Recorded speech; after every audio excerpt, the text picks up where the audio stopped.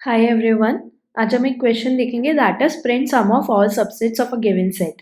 तो सपोज आपको एक सेट गिवन है विच इज 2, 3। तो इसके सारे सबसेट्स क्या हो जाएंगे।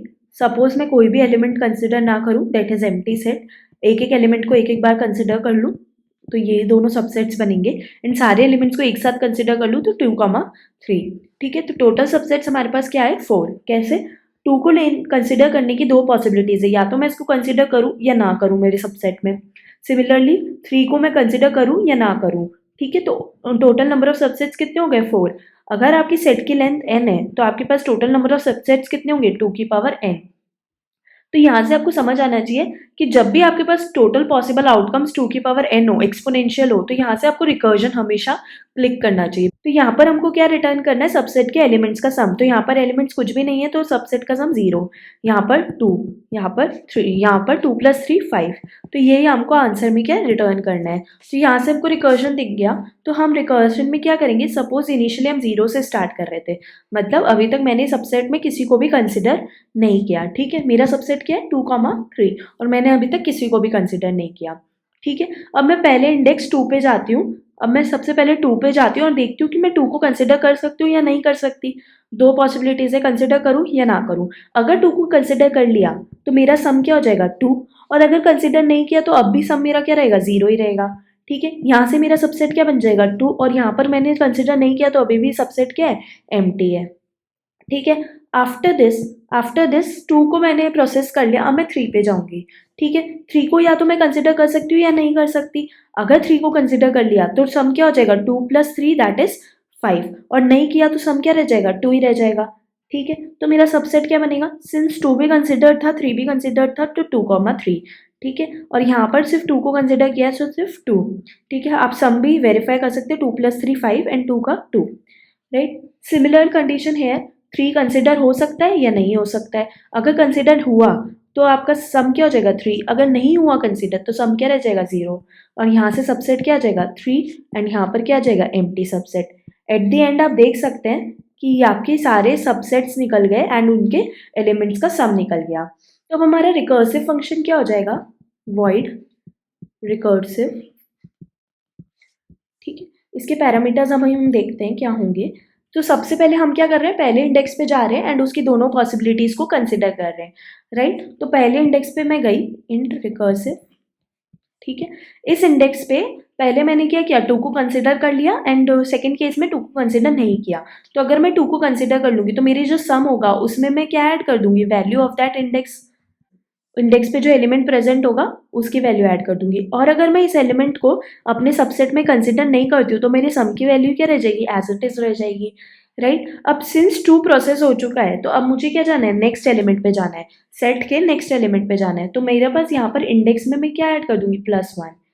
ठीक है, और मैं स्टार्टिंग कहाँ से करती हूँ, इंडेक्स 0 से, तो मैं एक इनपुट में इंडेक्स ले लेती हूँ।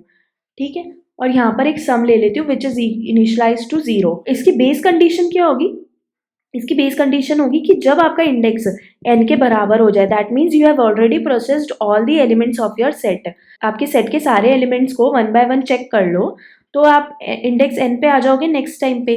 तो यहाँ पर आपको क्या करना है, सीधा सीधा प्रिंट करवा देना है अपना सम, एंड आपको यहाँ से क्या कर जाना है, रिटर्न कर जाना है। Right, so this will be your whole function. So this will be your whole recursive function. अब यहाँ पर हम क्या करते हैं, टाइम कॉम्प्लेक्सिटी देखते हैं। टाइम कॉम्प्लेक्सिटी क्या होगी, बिग ओ ऑफ 2 की पावर n। वाई, बिकॉज यहाँ पर टोटल 2 की power n number of functions run होंगे एंड हर फंक्शन की टाइम कॉम्प्लेक्सिटी O ऑफ 1 है। ठीक है, यहाँ से स्पेस कॉम्प्लेक्सिटी क्या आती है,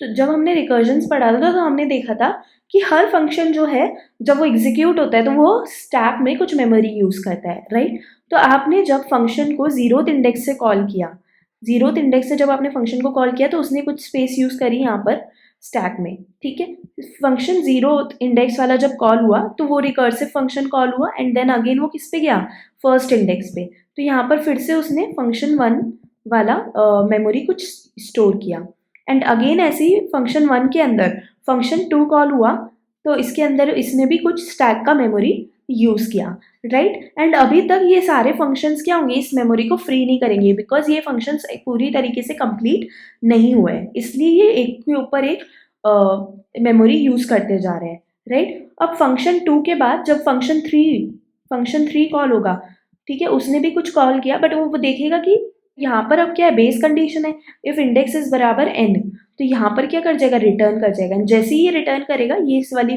मेमोरी क्या हो जाएगी, फ्री अप हो जाएगी। फ्री अप होने के बाद ये इस पर आएगा, एंड देन ये फ्री अप होगी, एंड देन इस पर आएगा, राइट। तो टोटल कॉम्प्लेक्सिटी क्या होगी, big O of n by O of n, because ये जो हाइट होगी ये कब तक अचीव होगी, जितनी आपकी लेंथ होगी, लेंथ ऑफ द सेट, ठीक है। ये आप यहाँ से भी देख सकते हैं, जितने आपकी हाइट होगी, आपकी ट्री की जितनी हाइट होगी, वही क्या होगी, आपकी स्पेस की कॉम्प्लेक्सिटी होगी, that is big O of n। इस क्वेश्चन को सॉल्व करने का एक और तरीका है, that is using bits manipulation. ये बहुत एक इंपॉर्टेंट मेथड है। आपके पास एक सेट गिवन था 2,3 का, राइट, एंड आपको इसके सारे सबसेट्स निकालने थे एंड उसके एलिमेंट्स के सम बताने थे, राइट। तो सपोज इसके नंबर ऑफ सबसेट्स कितने थे, 4। कैसे कि पहले एलिमेंट को मैं कंसिडर करूं या ना करूं मेरे सबसेट में, इनटू दूसरे एलिमेंट को भी कंसिडर करूं या ना करूं, तो टोटल नंबर ऑफ सबसेट्स कितने बन गए मेरे पास, 4। अगर n लेंथ होगी तो सब टोटल नंबर ऑफ सबसेट्स कितने होंगे, 2 की पावर n। तो आपके पास दो एलिमेंट्स थे, राइट। हर एलिमेंट को कंसिडर करने की दो पॉसिबिलिटीज है, या तो मैं इसको ना कंसिडर करूं या फिर कर लूं, राइट। 0 का मतलब नॉट टेकन एंड 1 का मतलब टेकन, राइट। अब फर्स्ट वाला एलिमेंट को मैंने नहीं कंसिडर किया, तो सेकंड एलिमेंट के बाद भी दो पॉसिबिलिटीज है, या तो मैं उसको ना कंसिडर करूं या फिर कर लूं। एलिमेंट के पास दो पॉसिबिलिटीज है, नहीं लेने की और लेने की। टोटल पॉसिबिलिटीज मेरे पास क्या बन गई, पहली पॉसिबिलिटी 0 0, दैट मीन्स दोनों को नहीं लिया। सेकेंड 0 1 मीन्स थर्ड वाला 3 को ले लिया, ठीक है। 1 0 दैट मीन्स 2 को ले लिया। 1 1 मतलब 2 and 3 दोनों को ले लिया। अगर ये बाइनरी रिप्रेजेंटेशन होता तो इससे रिप्रेजेंट होने वाले नंबर्स क्या होते, 0 1 2 and 3, राइट। तो ये टोटल नंबर्स क्या हो गए, 0 से लेके 2 की पावर n माइनस 1 तक, ठीक है। 2 की पावर n की वैल्यू क्या थी, 4, और यहाँ पर क्या है, 3, तो 2 की पावर n माइनस 1 तक। इंपॉर्टेंट डिडक्शन क्या निकलती है कि 0 से 2 की पावर n माइनस 1 के सारे नंबर्स क्या रिप्रेजेंट करते हैं, एक पर्टिकुलर सबसेट रिप्रेजेंट करते हैं इस सेट का, राइट। फॉर एग्जाम्पल, अगर आपके पास एक सबसेट होता है 2, 3, 4, तो 2 की पावर n की वैल्यू क्या होती, 8 होती। तो 0 से लेके 7 तक का हर एक नंबर क्या रिप्रेजेंट करता, एक पर्टिकुलर सबसेट इसका रिप्रेजेंट करता। फॉर एग्जाम्पल नंबर 6 है, इसको बाइनरी में हम कैसे रिप्रेजेंट करेंगे, 1 1 0, राइट। ये बाइनरी में इस तरीके से रिप्रेजेंट होगा। तो ये एक सबसेट इसका रिप्रेजेंट करता है। सबसेट कैसे रिप्रेजेंट करता है, 1 को मैंने इंक्लूड कर लिया, सेकेंड वाले एलिमेंट को भी इंक्लूड कर लिया और थर्ड वाले एलिमेंट को नहीं इंक्लूड किया, 1 1 0, राइट। तो इससे सम क्या आ जाएगा मेरे पास, 5, दैट मीन्स 2 + 3। तो यहाँ से सबसेट क्या बना, 2, 3 का एक सबसेट बन गया, ठीक है। अगर मान लो यहाँ से नम होता फॉर एग्जाम्पल 4, तो नम 4 को कैसे रिप्रेजेंट करते बाइनरी में, 1 0 0, ठीक है। ये भी एक सबसेट है 2, 3, 4 का। कैसे, 2 को इंक्लूड कर लिया एंड 3 and 4 को नहीं किया, ठीक है। तो सबसेट क्या बन गया, 2। यहाँ से सम क्या निकल कर आ जाएगा आपका, 2, ठीक है। तो इस तरीके से हम बाइनरी मैनिपुलेशन यूज करेंगे। तो मैं क्या करूंगी, एक फॉर लूप लगा दूंगी इंट 0 से लेकर 2 की पावर n तक, राइट। तो ये सारे नंबर्स आ जाएंगे, 0 से लेके 2 की पावर n माइनस 1 तक के सारे नंबर्स इस लूप के अंदर आ जाएंगे। एंड हर एक नंबर पे, ठीक है, करंट नंबर मेरा क्या है, i है। तो इस नंबर के जितने भी सेट बिट्स होंगे उन सारी सेट बिट्स को पोजीशंस में फाइंड आउट कर लूंगी, ठीक है। और उस पोजीशंस के एलिमेंट्स को ही मैं सेलेक्ट करके उसका सम निकाल लूंगी, राइट। तो वो मेरा क्या हो जाएगा, तो वो एक सबसेट हो जाएगा एंड उसका एक सम निकल जाएगा, एंड उस सम को मैं क्या कर दूंगी, प्रिंट कर दूंगी। अब एक चीज हमें जो ये यहाँ पर देखनी है कि ये कैसे करें, किसी भी नंबर के सेट बिट्स कैसे निकालें।